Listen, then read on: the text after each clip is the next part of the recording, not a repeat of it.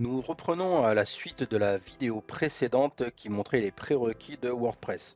Si vous ne l'avez pas vue, je vous invite à aller la regarder en premier.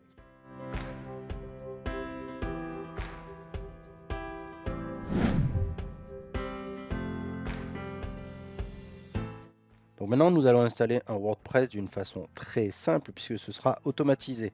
Donc soit on se retrouve dans l'espace du site que l'on a installé auparavant et on a un bouton installer, soit on peut y accéder grâce au menu latéral où il y a marqué WordPress and Apps sur l'hébergeur Infomaniac.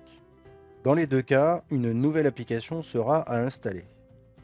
Choisissez l'application WordPress et passez en installation avancée. Cela vous permettra de pouvoir rentrer une adresse mail qui pourrait être différente du nom d'utilisateur. Choisissez l'URL de votre site. Il va apparaître ici toutes les URL de sites qui ne contiennent pas d'installation WordPress. Ensuite, générez un mot de passe sécurisé. Ce mot de passe-là sera un mot de passe qui sera assez complexe car votre utilisateur est un utilisateur administrateur du site. Je vous conseille fortement de copier ce mot de passe et de le garder de côté. Vous pourrez l'enregistrer dans votre navigateur après. Si vous l'enregistrez immédiatement dans votre navigateur, que ce soit sur PC ou sur Mac, eh bien il sera enregistré par rapport à l'adresse actuelle, c'est-à-dire manager.infomaniac.com. Or, ce mot de passe-là sera à utiliser dans l'administration de votre site WordPress. Donc vous ne pourrez pas l'enregistrer immédiatement. Ensuite, nous allons sélectionner le thème du site. Beaucoup de thèmes sont disponibles, comme on a pu voir dans la vidéo précédente. Plus de 80 thèmes sont disponibles. Vous voyez en haut, 92 thèmes sont disponibles. Pour cette vidéo de démonstration, je vais rester sur le thème qui était par défaut, le Divi Creative Agency. Également pour la formation exemple, je vais importer le contenu de démonstration du thème. Comme ça, on aura quand même pas mal de choses à l'écran dès l'installation du site. Et enfin, cliquez sur Installer. Comme pour les précédentes étapes, cette installation est automatique. Vous voyez la création de l'application en cours, vous n'avez rien à faire, cela dure entre 1 et 2 minutes. Parfois, cela peut prendre un peu plus de temps en fonction des utilisations des ressources de votre serveur, mais tous les fichiers du site sont installés automatiquement, que ce soit les fichiers, mais également la base de données. Lorsque votre nouveau site est installé, par défaut, vous n'aurez pas d'image de présentation. Celle-ci apparaîtra plus tard. Ce sera en fait une photo d'écran qui sera prise par le site Infomaniac. Nous avons alors accès à deux boutons. Le premier est Configurer. Dans la configuration, vous allez pouvoir choisir l'URL du site, soit l'URL qui est temporaire, ou alors l'URL que nous estimons définitive. Nous allons pouvoir modifier le nom du site, l'adresse email de l'administrateur et également changer le mot de passe de l'administrateur si jamais vous l'avez oublié. Grâce à votre hébergement Infomaniac, vous bénéficiez gratuitement de tous les thèmes et extensions de chez Elegant Theme. Par exemple, Divi Builder est déjà préinstallé, mais vous pouvez décider d'installer également Monarch et Bloom. Monarch, qui est normalement payant, est une extension de partage social de WordPress. Et Bloom est une extension d'email opt-in, c'est-à-dire qu'elle vous permettra de récupérer pas mal d'informations afin de pouvoir faire notamment des newsletters.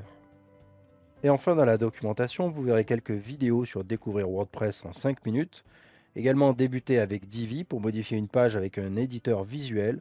Ceci, nous le verrons dans la prochaine vidéo. Nous allons maintenant accéder à l'application, c'est-à-dire en fait à accéder à votre site internet. Par défaut, vous allez accéder à la page d'administration de votre site. Cette page-là vous permet d'aller dans ce qui s'appelle le back-office, qui va vous permettre de pouvoir administrer votre site. À la première connexion, il va falloir aller régler quelques réglages et pouvoir définir la page d'accueil.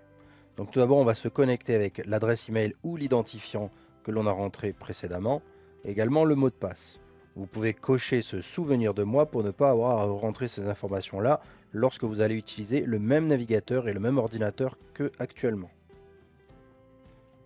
À la première connexion, vous pourrez remarquer que sur le panneau de gauche, il va y avoir plusieurs informations et plusieurs extensions installées, notamment l'extension Divi qui a été ajoutée par Infomaniac.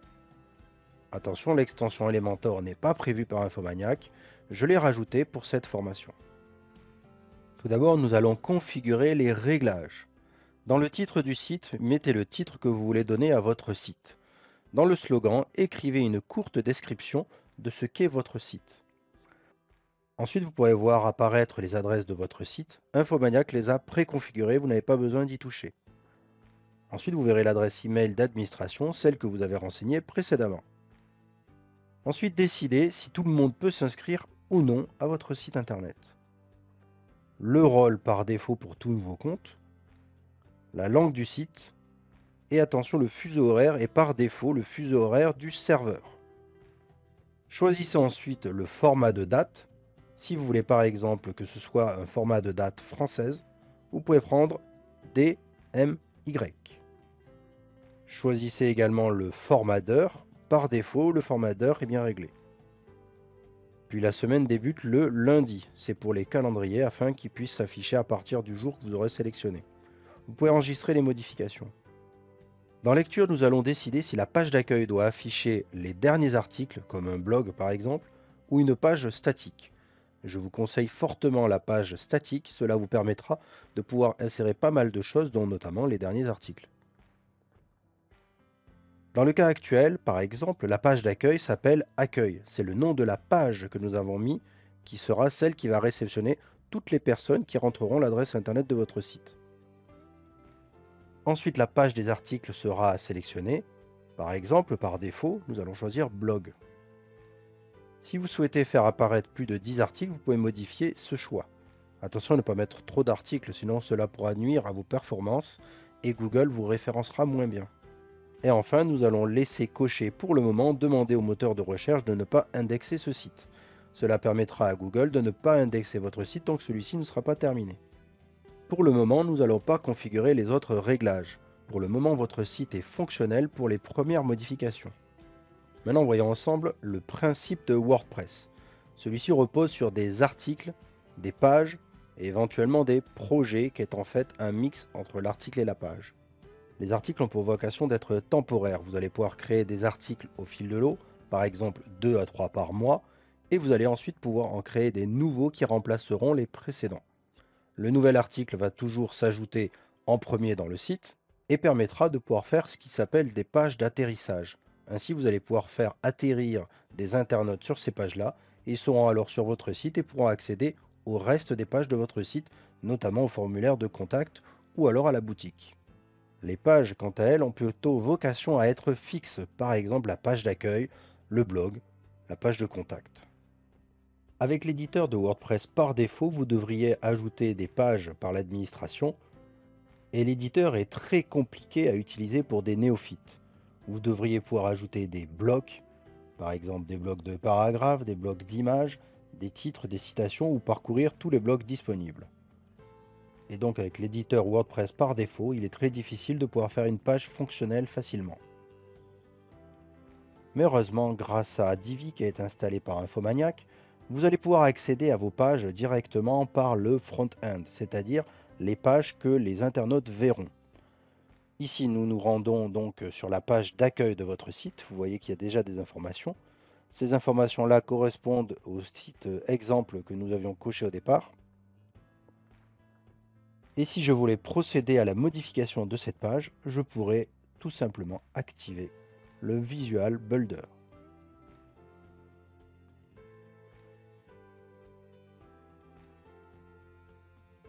Ce constructeur de page très simple me permettrait de pouvoir faire toutes les modifications que je veux, comme si j'étais uniquement dans un logiciel de bureautique. Divi fonctionne également sur des couleurs pour pouvoir vous repérer. Par exemple, ici nous avons un grand bloc qui est de couleur violette qui correspond en fait à une section. Et à l'intérieur d'une section, je vais avoir un module. Si je descends un peu, je vais pouvoir retrouver une autre section. Celle-ci sera en bleu. Une section bleue va pouvoir contenir des rangées qui se trouvent de couleur verte. Les rangées permettent de pouvoir créer des colonnes. Et chaque colonne va pouvoir inclure un module. Donc pour récapituler, vous pouvez avoir des sections plein écran en violet, des sections bleues qui vont pouvoir contenir des rangées vertes et ensuite des modules gris.